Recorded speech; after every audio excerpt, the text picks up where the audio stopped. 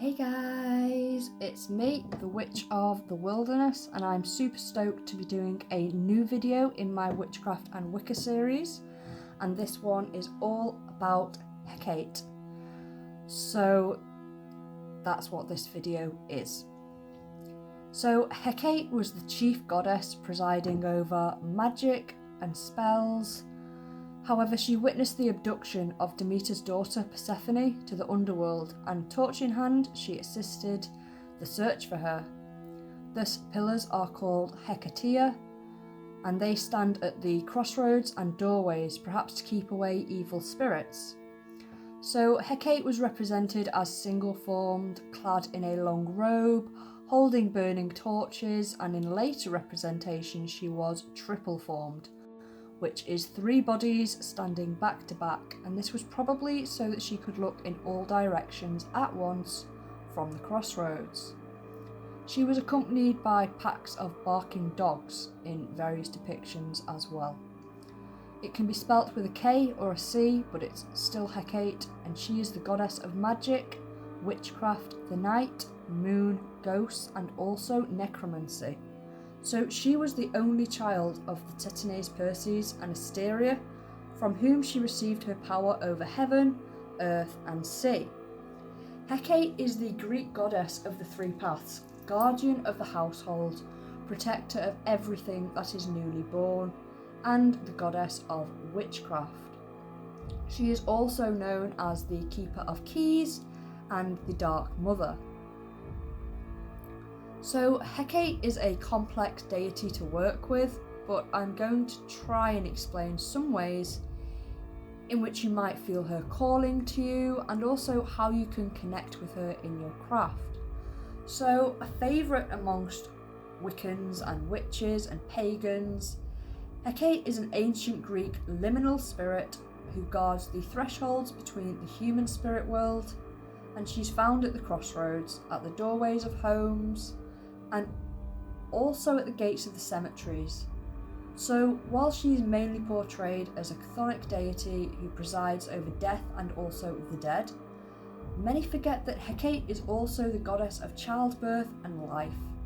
And as a triple goddess, her domain is the life, death, rebirth cycle. So she is often depicted in a triple goddess form, as 3 women looking in different directions, or even as a 3-headed beast like a canine. So when we come to the question of, is Hecate dark? Many say she's a dark goddess. However, people do seem to sometimes forget that she is also the goddess of childbirth and thus life. And as such, she helps heal women in need of reproductive healing and aids in the birthing process. So she is as much light as she is dark. She encompasses all of these things. She is the polarity. She is the black and white. So don't be afraid to work with her just because of how others perceive her. So Hecate possesses the standard powers of a titaness and also a goddess. As the goddess of magic, Hecate has divine authority and absolute control over magic, witchcraft, and any form of sorcery. However, please note her magic is weaker in the daytime and strongest at night. Hecate's themes are the moon, new beginnings, and magic. Her symbols are serpents, horses, or dogs, which are her sacred animals.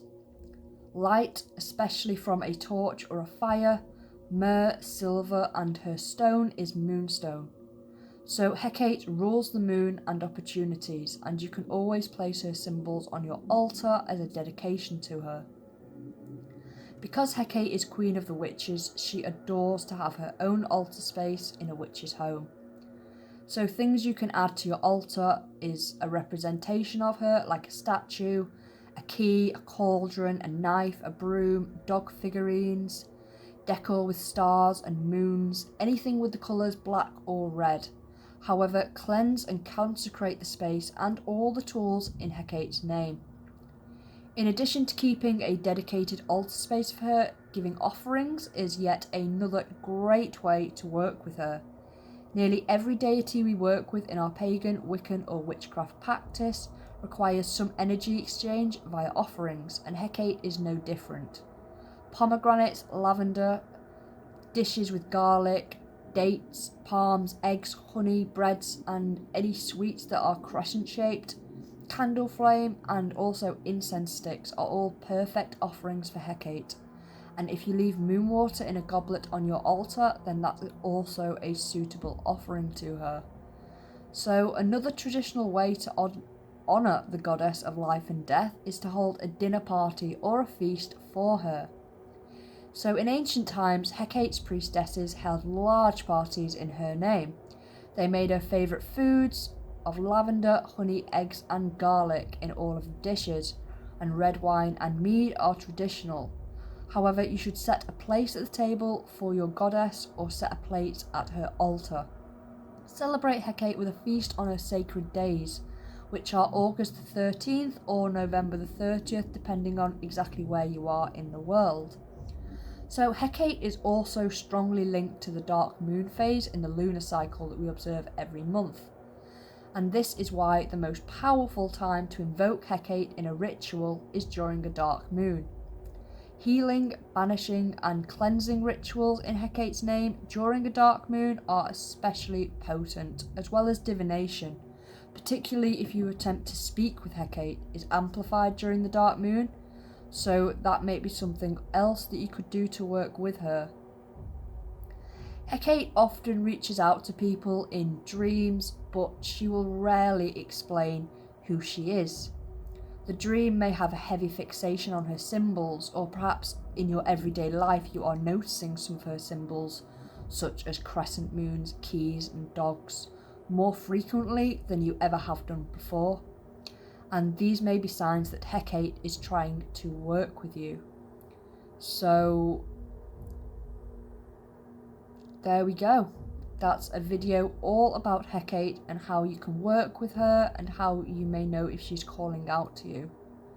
So yeah, I'd just like to say a huge thank you to all my new subscribers. I got nearly 5,000 views on a video that I posted just a few weeks ago, and that's great. I can't believe it got so high. I am going to be working on a chakra video next as promised, and yeah, that's pretty much it for today. So I will see you all in the next video. Have a blessed day and look out for Hecate in your dreams, yeah? Bye!